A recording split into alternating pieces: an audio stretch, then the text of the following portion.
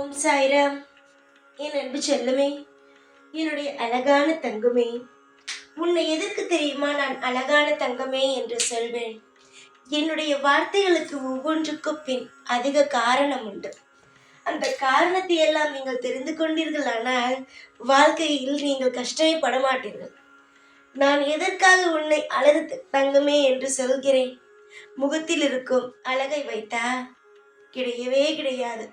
முகத்தில் இருக்கும் அழகானது எப்பொழுது வேண்டுமானாலும் வரும், எப்பொழுது வேண்டுமானாலும் போகும்.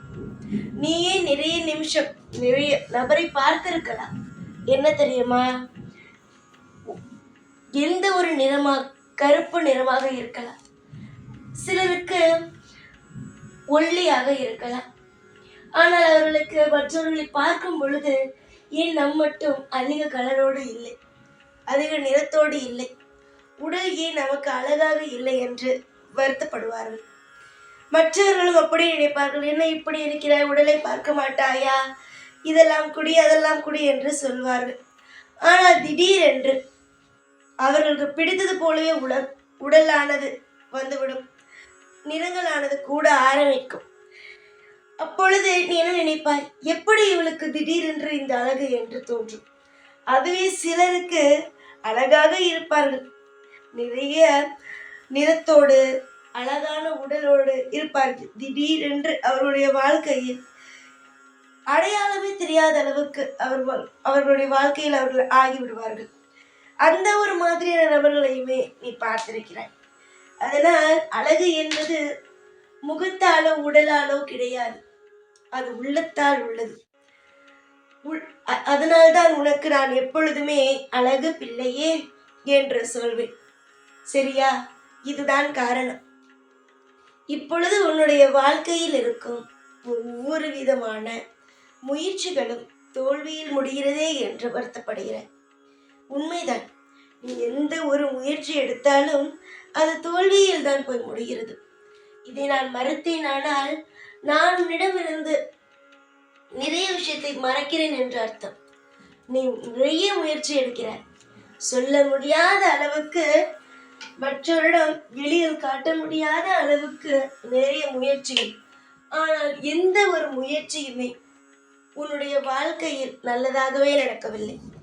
ஏதேதோ தோல்விகள், ஏதேதோ கவலைகள் என்றுதான் இருக்கிறதே தவிர முயற்சி செய்வது எந்த ஒரு நேரத்திலேயுமே நன்மையாக உனக்கு நடக்கவில்லை.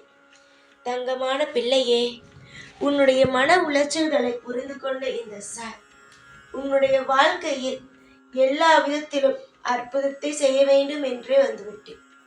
உனக்கு அற்புதம் செய்து வாழ வைத்து உன்னை ஒரு நல்ல இடத்தில் கரை சேர்க்க வேண்டும்.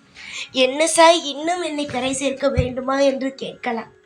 காலம் முழுதுமே ஒவ்வொரு நபருமே போராடி கொண்டேதான் இருப்பான். ஒரு வயதில், படிக்கும் வயதில் படித்து முடிக்க வேண்டும் என்ற எண்ணம், படித்து முடித்த பிறகு நல்ல வேலை கிடைக்க வேண்டும் என்றும், வேலை கிடைத்த பிறகு அடுத்தது திருமணம், திருமணம் முடித்து குழந்தை முடித்து அவர்களுடைய வாழ்க்கை நன்றாக இருக்க வேண்டும், வயதான பிறகு இந்த வயதில் நம்முடைய பிள்ளைகள் நன்றாக இருக்க வேண்டும், நம்மை பார்த்து கொள்ள வேண்டும் என்ற எண்ணங்கள் உங்களுக்கு வரும். ஒவ்வொரு நேரத்திலேயும் ஒவ்வொரு லட்சியங்கள் உங்களுக்கு வரும். சரியா? எப்படி உன்னை சிறு வயதிலிருந்து இந்த வயது வரைக்கும் எப்படி உன்னை அழகாக கொண்டு வந்து இருக்கிறேனோ அதே போலவே உன்னுடைய கடைசி நிமிடம் வரைக்குமே என்னுடைய கைப்பிடியிலேயே வைத்து உன்னை நான் பாதுகாப்பேன். நீ சாதாரணமான வாக்கெல்லாம் கேட்கவில்லை. ஒவ்வொரு நிமிஷமும் உன்னுடைய வாழ்க்கையில் என்னென்ன விஷயமெல்லாம் நடக்கப் போகிறதோ அனைத்து விஷயத்தையும் முன்பே தெரிந்து கொள்கிறாய். அவ்வளவுதான். நீ நினைப்பது போல இது வெறும் ஆறுதலான வார்த்தை தான் என்று நினைக்காது. எல்லாமே அற்புதமான வார்த்தைகள் ஆகும்.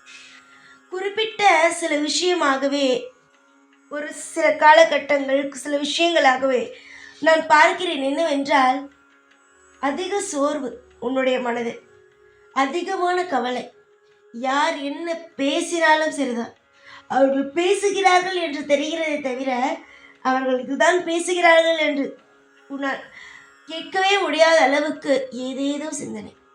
அவர்கள் ஒரு முறைக்கு 2 முறை உன்னுடைய பெயரை கூப்பிட்டால் கூட திரும்பி பார்ப்பது கிடையாது. கேட்டால் சொல்கிறாய், என்னுடைய கவலைகளை பற்றி நான் யோசித்துக் கொண்டு இருந்தேன் என்று. மனதை மட்டும் விட்டுவிடாதே, அது உன்னை நிமிக்கவே முடியாது.